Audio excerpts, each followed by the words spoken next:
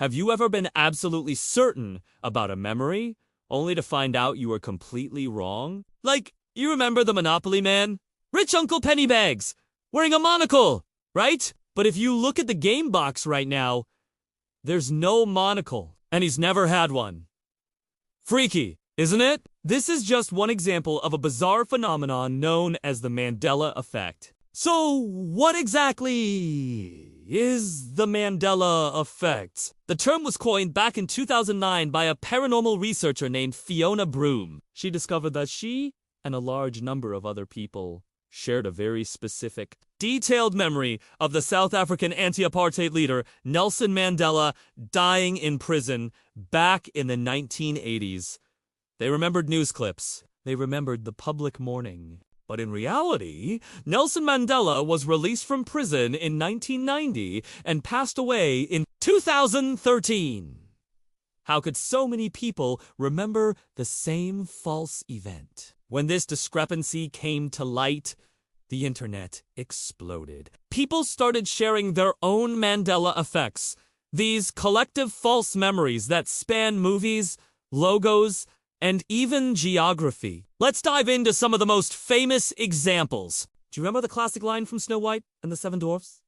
Is it mirror, mirror on the wall? That's what most people think, but the evil queen actually says, magic mirror on the wall. Go ahead, look it up. It's a shocker. Or how about the Berenstain Bears? A lot of us grew up reading these books, and many swear the name was spelled B-R-E-N-S-T. But every book cover, every official source, spells it B-R-E-N-S-T-I-O-N. The Stein version has simply never existed. And it's not just pop culture. Ask someone to draw the logo for the Fruit Snack Fruit Loops. Chances are, they'll draw Fruit Loops. But it's always been F-R-O-T.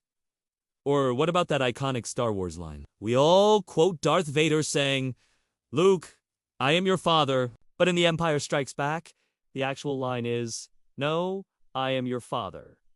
So, what's going on here? Why do so many of us share these identical, yet incorrect, memories? There are a few theories floating around. The most popular and scientific explanation is something called confabulation. This is basically our brain's tendency to fill in gaps in our memory. Our minds create false memories without any intention to deceive, often combining bits of real memories or things we've heard. For example, the Luke, "I am your father" misquotes is more direct and packs a bigger punch. So it's the version that sticks in our collective consciousness. Another psychological explanation is suggestion. When you hear someone confidently state a false memory, like the Monopoly man's monocle, your own uncertain memory might just latch onto that suggestion and accept it as fact. It's like a mental feedback loop. Now, let's get a little more out there.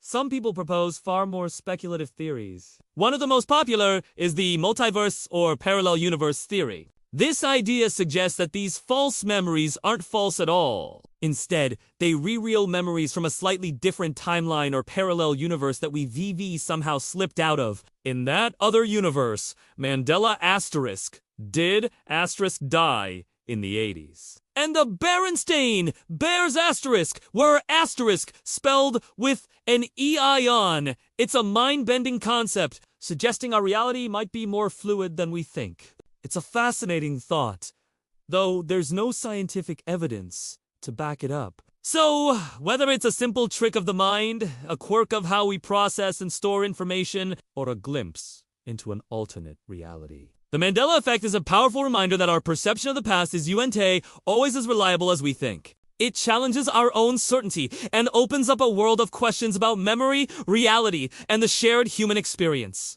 What's a Mandela Effect that completely blew your mind? Let me know down in the comments. I'm really curious to hear your stories. Thanks so much for watching.